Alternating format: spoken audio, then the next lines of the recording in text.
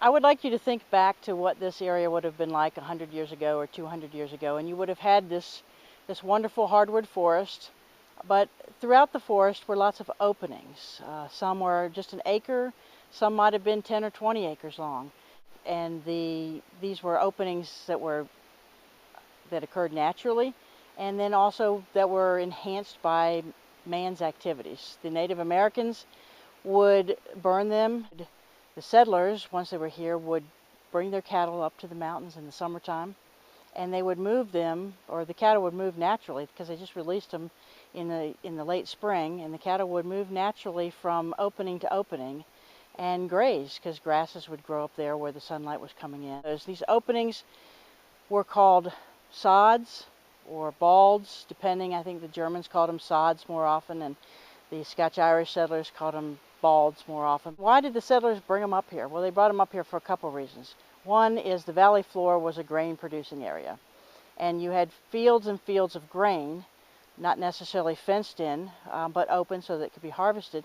You didn't want your livestock down there ruining the grain product, the corn and the wheat, the rye and the barley and the oats. So you would bring them up here where they were out of the grain production, and it's cooler up here. So the cattle weren't as affected by insects and just the heat. So they were up here for the summer, and then in the fall, the settlers would come up here and gather up their cattle and take them back down the mountain. Now, while they were up here, there were people who would come up here and take care of the animals.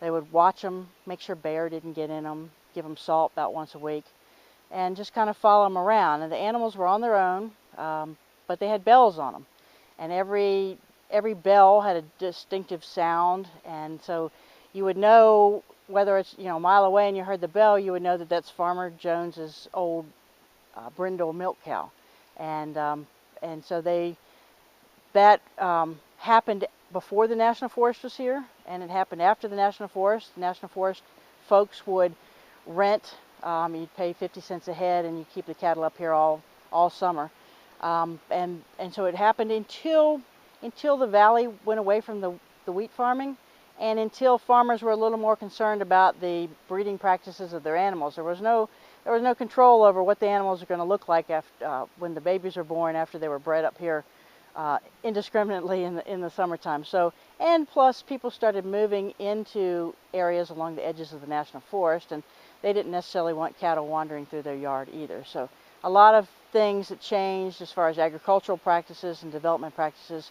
It just ended that whole grazing mentality, and by that time, once you stopped maintaining those open areas through fire and natural grazing, they closed in and became smaller and smaller. So today you see a much more heavily forested area than you would have seen 100 years ago.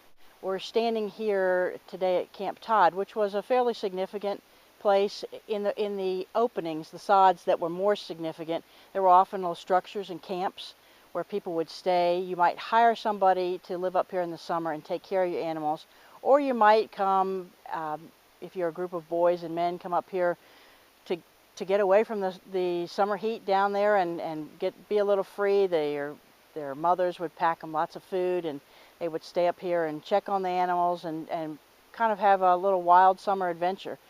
And so a lot of these bigger places had names. There was Camp Todd, there was Clicks Hacking, and a hacking is just an area where you've cut down the trees and opened it up for the sunlight.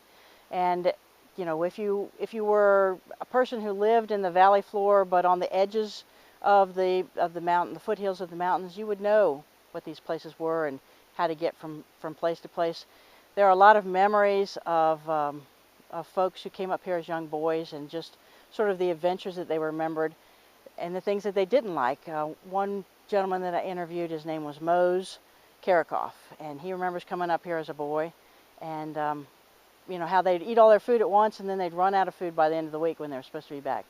Another gentleman remembered in the fall when they took the animals back, and they would gather up animals from half a dozen farms, and when they took them back, they would stop at one particular tavern to have dinner for the night and keep their cattle overnight there, because it was a long walk home. And the innkeeper's wife would always serve mutton soup, which wasn't so bad except for the fact that he remembered there was always pieces of wool floating in the soup, and it really tasted pretty nasty. But it was a type of cultural activity associated with agriculture that has all but disappeared today. So what you would have had as a result of all this grazing activity that happened up on the mountains, starting in the fall, before the acorns fell off the trees was the rule, because if the cattle consumed the acorns, it would affect their digestive tract and injure them. So before the acorns fell off the trees, you would have the men and the boys from the valley and some professional cattle drovers. They would come up here and they would gather up all these little groups of animals that had been wandering and grazing all summer, and they would gather them up and form great big cattle herds. And they would, if the animal was going to stay over the winter, maybe it was a milk cow, or maybe it was a small steer that hadn't really matured to market size, they would drop them off at the farms as they went by. But the bulk of them went to market. And so we think of the great cattle drives as being out west, but the great cattle drives actually started here in the Shenandoah Valley. They would, and this goes back to the colonial period. They would gather up these cattle, and then they would drive them down the main roads, like the Great Wagon Road, which became the Valley Pike, and they would drive them to markets. And the first market was Philadelphia, so they would drive them all the way down the valley, hundreds of miles, and in the process they would go through all the little towns and villages: Bridgewater, Harrisonburg, Winchester, Stanton, and if you had several hundred cattle coming through every other day, it makes a difference in the status of your little village. There's lots of dust, lots of cattle droppings, lots of noise, and if a dog would get into the cattle and spook them, then you may have your front porches of your houses torn off. That happened more than once, and it's recorded in people's diaries and things. So the great cattle drives went to Philadelphia, they went to Baltimore. Once you had the railroad through, they went to a large railroad head and went there. But still, it was very common, even in the early 20th century, to see in the fall droves of cattle come through, and pigs and sheep too.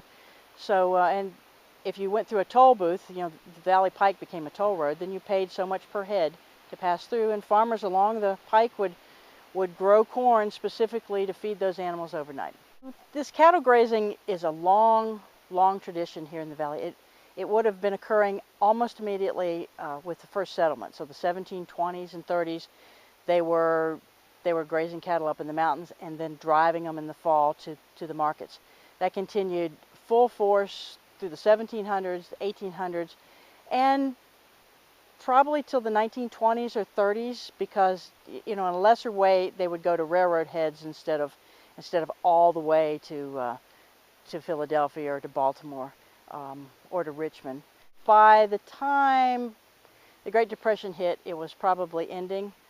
It ended fairly abruptly with the Shenandoah National Park being created in the Blue Ridge Mountains, and petered out here in the Alleghenies as development moved into this area, and then you had roads that were being developed through this area with the CCC camps and things like that. But there were still a few families that were doing it until the 1950s.